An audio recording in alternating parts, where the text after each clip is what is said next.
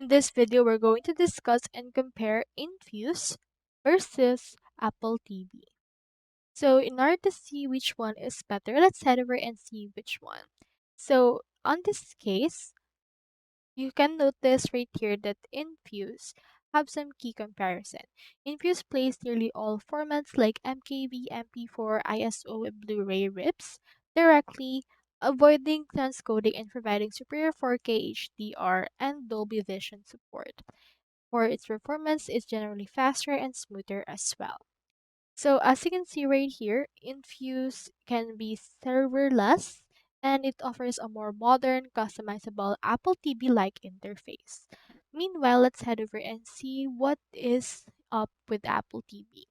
So the great thing about Apple TV is that you can actually use this directly into your Apple TV device, Apple devices such as your iPhones and as well as your Mac and your iPad.